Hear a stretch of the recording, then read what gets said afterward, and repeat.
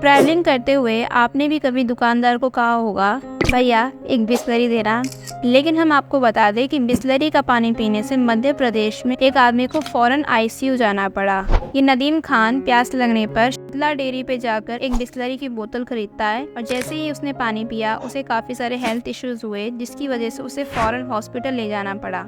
जब थोड़ी सी जांच पड़ताल की गई तो पता चला कि वो बोतल तो बिस्लरी की थी ही नहीं, बल्कि सच तो ये था कि नदीम खान ने एक फेक बिस्लरी की बोतल का पानी पी लिया। इसलिए दोस्तों, कभी भी आप बिस्लरी लो तो अपनी नज़र एक बार बोतल पे ले जाना और चेक करना कि क्या वो सच में बिस्लरी है या फिर फेक बिस्लरी, जैसे कि बेल्सरी, बिल्सरी, बिस्लार और भी बहुत सारे।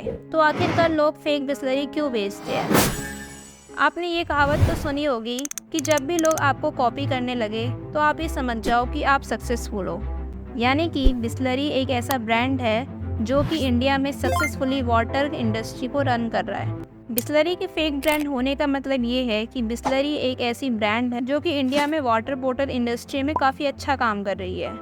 वाटर बॉटल की इंडस्ट्री में बिस्लरी 60% के शेयर्स होल्ड करती है और तो और ये वाटर बॉटल का सिनोनिम भी बन चुका है। इतना पॉपुलर और बड़ा ब्रांड होने के बाद भी ज़्यादातर दुकानदार फेक बिस्लरी ही बेचते हैं। इसके पीछे ये कारण है कि 1 लीटर की रियल बिस्लरी की बोतल दुकानदार को 10 रुपए की पड़ती है और वो उस बोतल को 20 रुपए में बेचता है, जिससे दुकानदार को 10 रुपए का प्रॉफिट मिलता है। वहीं दूसरी ओर फेक बिस्लरी दुकानदार को 5 से 7 रुपए के बीच में मिल जाती है, जिससे कि उसका मुनाफा 13 रुपए से 15 रुपए के बीच में हो जाता है। इस वजह से आपको ज़्यादातर दुकानदार फेक बिस्लरी देते हैं, जिसकी वजह से बिस्लरी को एक टैगलाइन भी निकालनी पड़ गई कि सभी पानी की बोतलें बिस्लरी नहीं। चलिए इस पॉपुलर ब्रांड बिस्लरी के बारे में सब कुछ समझते हैं। बिस्लरी को सिग्नोर फैलिस बिस्लरी ने शुरू किया था, जो कि एक बिजनेसमैन, इन्वेंटर और केमिस्ट थे।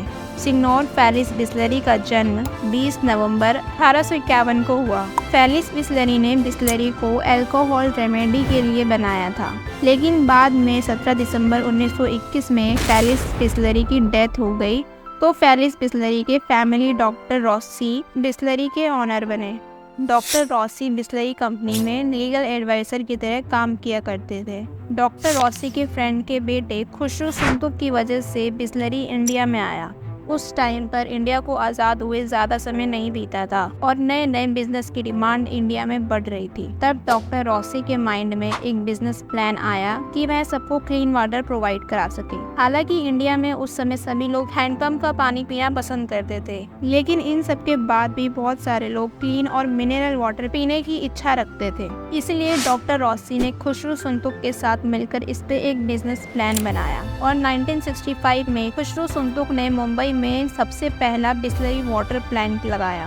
हालांकि रॉसी और सुंतुक ये सोच रहे थे कि इंडिया में पानी नहीं बिकेगा क्योंकि उसकी डिमांड ज़्यादा नहीं, लोग नलके में से ज़मीन का पानी निकालकर पीना पसंद करते थे। लेकिन फिर भी उन्होंने इस पे काम बरकरार रखा। हालांकि पुअर और मिडिल क्लास लोग किसी तरीके से ज़मीन का पानी डाइजेस्ट कर लेते थे, लेकिन अमीर लोगों के लिए बिस्लरी एक वरदान साबित हुआ।